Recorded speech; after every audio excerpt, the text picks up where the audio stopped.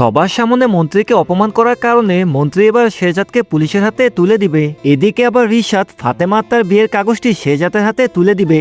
দর্শক বিন্দু 21 নম্বর এপিসোডে কি কি হতে যাচ্ছে এবং এই এপিসোডটি কবে এবং কোথায় দেখতে পারবেন সবকিছু আজকে ভিডিওর মাধ্যমে জানতে পারবেন, তাই ভিডিওটি কাটাকাটি না করে শেষ পর্যন্ত দেখতে থাকুন। শেহজাদ যখন মন্ত্রীকে তার বোনের বাসায় ক্ষমা চাওয়ার জন্য নিয়ে যায়, মন্ত্রী সেখানে ঢোকার সাথে সাথে বিভিন্ন নিউজ চ্যানেল সেখানে চলে আসে। তখন সেই মন্ত্রীকে বাধ্য হয়ে সবার সামনে ক্ষমা চাইতে হয়, কারণ সে যদি সেখানে ক্ষমা না চাইতো তাহলে তার মন্ত্রীপদ বাতিল হয়ে যেত। তাই বাধ্য হয়ে মন্ত্রী যখন সবার সামনে মেয়ের বাবার কাছে ক্ষমা চায়, তখন সে জানতো না এই নিউজটা এত পরিমাণে ভাইরাল হবে। কেননা মন্ত্রী যখন বাসায় গিয়ে তার টিভি অন করে তখন সমস্ত চ্যানেলের মধ্যে একটা ভিডিও দেখতে পায়, আর এইটা হচ্ছে সেই ভিডিও যেখানে মন্ত্রী সাহেব সেই মেয়েটার বাবার কাছে ক্ষমা চাচ্ছিল। এটা দেখার সাথে সাথে মন্ত্রী রাগ হয়ে তার হাতে থাকা রিমোটটা টিভির দিকে ছুঁড়ে মারে, যার কারণে টিভিটা ভেঙে যায়। ঠিক তখনই মন্ত্রী পিয়ে বলে, স্যার আপনি এত উত্তেজিত হচ্ছেন কেন? মন্ত্রী তখন উত্তরে বলে, আমি যতক্ষণ না শেহজাদকে ধ্বংস করে ফেলতেছি ততক্ষণ অব্দি ঠান্ডা হব না। ঠিক তখনই দেখা যায় মন্ত্রীর ফোনে একটা কল আসে, আর এই ফোনটা আর কেউ নয়, দাউদ খান করেছিল। এরপর দেখা যায় দাউদ খান মন্ত্রীকে বলে, মন্ত্রী সাহেব কি খবর, সবার সামনে তো ভালোই ছোট হলেন। এটা শোনার সাথে সাথে মন্ত্রী আরো খেপে যায়। তখনই দাউদ খান মন্ত্রীকে বলে, আপনি আমার সাথে হাত মিলান, তারপর দেখেন ওর কি অবস্থা করি।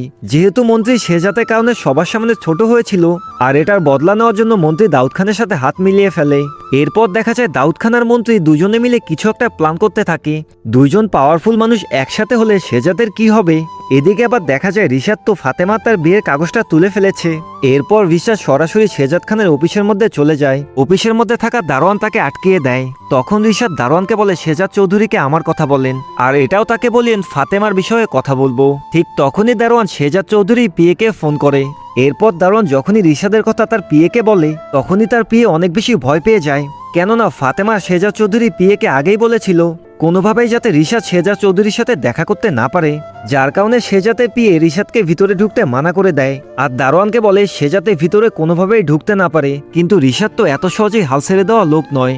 আর বাহিরে দাঁড়িয়ে অপেক্ষা করতে থাকে কখন শেহজাদ চৌধুরী বাইরে বের হবে। একটু পরেই দেখা যায় শেহজাদ চৌধুরী কাজ শেষে বাইরে বের হচ্ছে। তখনই রিশাদ তাকে দেখে দৌড়ে চলে আসে। শেহজাদের পিএ রিশাদকে আটকাই দিলেও শেহজাদ চৌধুরী সেটা দেখতে পারে। এরপর রিশাদকে তার কাছে ডাক দেয়। এরপর রিশাদ শেহজাদকে বলে, আজকে তোমাকে আমি এমন একটা সত্য জানাবো যেটা এতদিন ধরে তোমার কাছে লুকিয়ে রাখা হয়েছিল। এটা শোনার পর শেহজাদ কিছুটা চিন্তিত হয়ে যায়। এরপর রিশাদকে বলে, কি বলতে চাও তাড়াতাড়ি বলো, আমার হাতে এত বেশি সময় নেই।